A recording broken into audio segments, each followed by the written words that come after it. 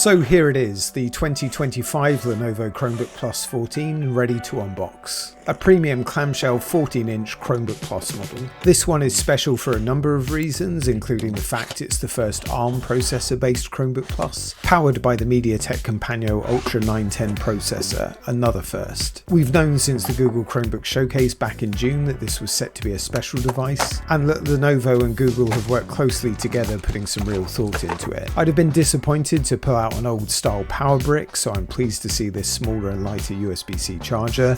I've got a 65 watt model here, but some will be 45 watt. It's really good to see that extra thought and effort has also gone into the packaging design, leading to one of the more premium feeling Chromebook unboxing experiences, and rightly so. I might poll you guys on this, but tell me in the comments, did you keep your Chromebooks box? Even the mandatory paperwork you'll likely never read is nicely hidden away. Finally getting to the Chromebook itself, and immediately it's feeling good in the hand. Lenovo call this colour Seashell, it's really a very light silver. The lid is aluminium, and although the rest of the build is plastic, the thermoplastic blend that Lenovo use really is pretty firm. Weight wise it's feeling good too, especially considering this one has a 14-inch touch display. Lenovo claim it's around 1.26 kg, that's about 2.78 pounds, and I weighed it in at a fraction over this. It's worth keeping in mind that the non-touch display model option is around 1.17 kg, that's about 2.58 pound. That rivals the lightness of the Samsung Galaxy Chromebook Plus, also non-touch of course, but it's bigger at 15.6 inches. At the time of recording, this higher spec model option I have here is retailing in the UK for £600. For that you get a touch display, 256 gig of universal flash storage, 16 gig of RAM and a fingerprint reader.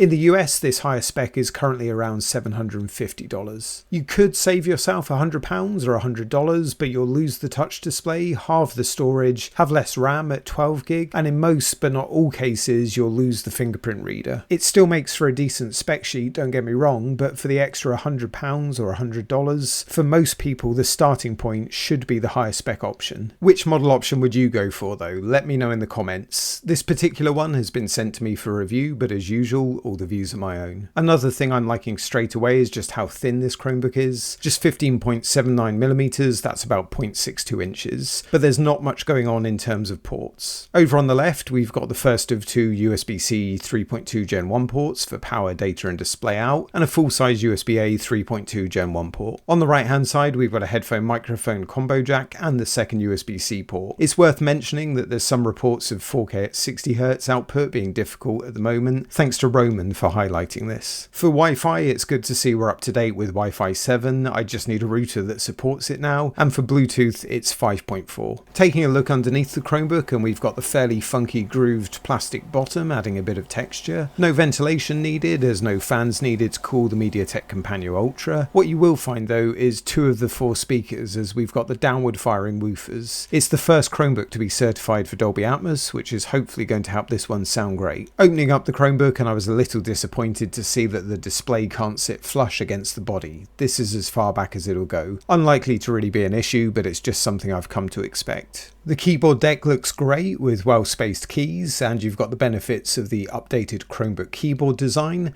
so that means the dedicated quick insert key over on the left where the old launcher used to be, and that launcher is now branded with the Google G and moved down to the bottom row. In the UK, I'm pleased to see we've got the full-size return key too, a trend that seems to be dying off on Chromebooks, and the key response itself feels decent with what I describe as short to medium travel.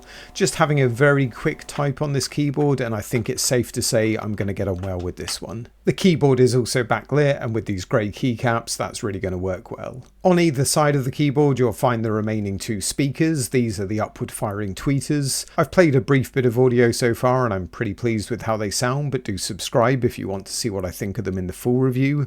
I've also got the fingerprint reader on this model, which looks well positioned for unlocking the Chromebook and also for accessing credentials and other autofill data. The touchpad is a sensible size and feels extremely smooth. It's not actually glass, but it's described as glass-like mylar by Lenovo. Both taps and clicks feel positive on an initial check too. On this unit, if I was being fussy, I feel like the front edge could be that little bit tighter.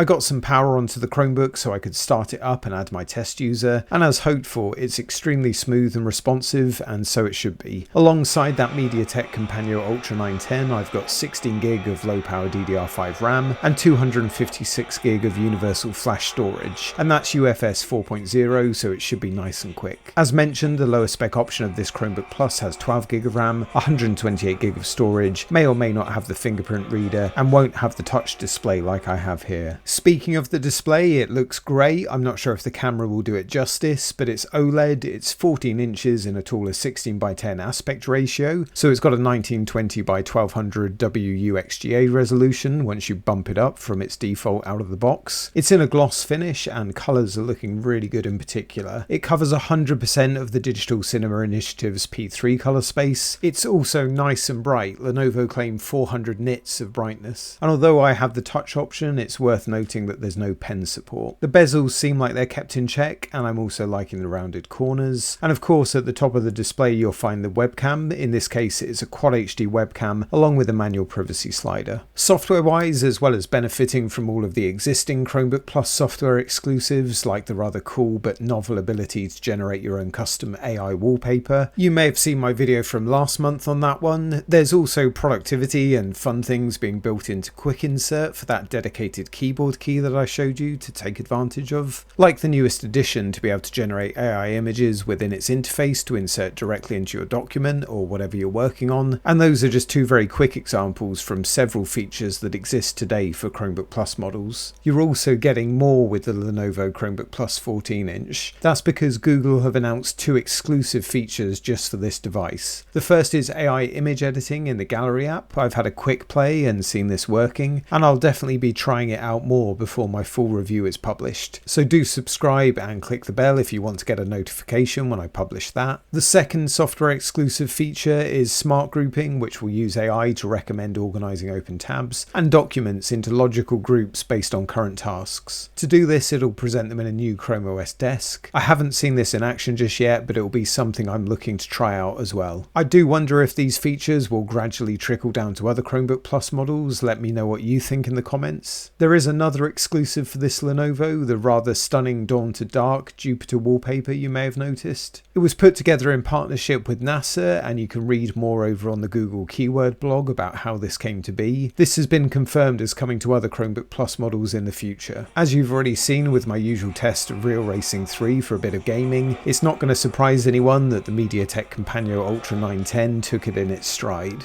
As that processor launched this year, it's worth also keeping in mind that you're going to get ChromeOS updates all the way through to June 2035. If you've made it this far, thank you. Hopefully the video's worth a like. Let me know in the comments what you'd like to know about this one for the full review, and if you're after another Chromebook video to watch next, the Google algorithm thinks you're going to like the one on screen now. Cheers.